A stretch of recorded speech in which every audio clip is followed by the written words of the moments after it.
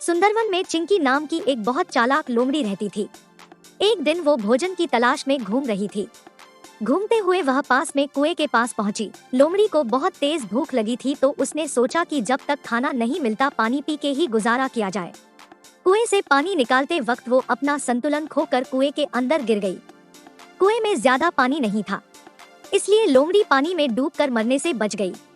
वो उछल कूद कर कुएं से बाहर निकलने की कोशिश करने लगी, पर बहुत कोशिशों के बाद भी वो खुद से बाहर नहीं निकल पाई। अब लोमड़ी बहुत थक गई थी। एक तो उसने सुबह से कुछ खाया नहीं था, इसलिए वो किसी और जानवर के आने का इंतजार करने लगी। कुछ देर बाद वहाँ उधर से एक बकरी गुजर रही थी तो बकरी ने कुएं के अंदर से हलचल होने की आवाज सुनी। जब भोली बकरी ने कुएं में झांक कर देखा तो उसे चिंकी लोमड़ी दिखाई दी। बकरी ने हैरान होकर लोमड़ी से पूछा, लोमड़ी बहन, तुम कुएं के अंदर क्या कर रही हो? लोमड़ी ने जैसे ही भोली बकरी को देखा तो खुश हो गई। उसे कुएं से बाहर निकलने का उपाय सूझ गया था। वह बहुत ही मीठे स्वर में बोली, बकरी बहन, क्या तुम्हें ये नहीं पता है कि कुछ ही दिनों में जंगल में अकाल पड़ने वाला है और इस साल तो बारिश भी नहीं होगी। मैं तो इसी वजह से कुएं के अंदर आकर बैठ गई हूँ, क्योंकि बात का पता नहीं सभी जानवरों की भीड़ में जगह मिले या न मिले। तुम भी कुएं के अंदर क्यों नहीं आ जाती? भोली बकरी ने सोचा कि लोमड़ी तो सही बात कह रही है।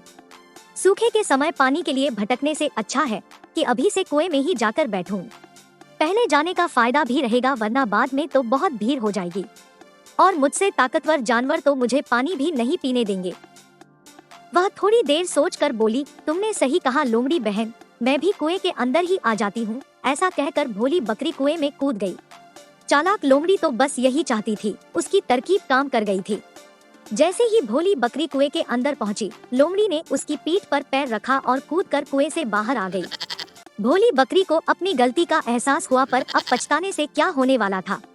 इधर चालाक लोमड़ी भोली की मूर्खता पर हंसने लगी और खुद जंगल की तरफ वापस खाना ढूंढने चली गई। तो बच्चों, इस कहानी से हम यही सीखते हैं कि हमें कभी किसी की बात पर बिना सोचे समझे भरोसा नहीं करना चाहिए।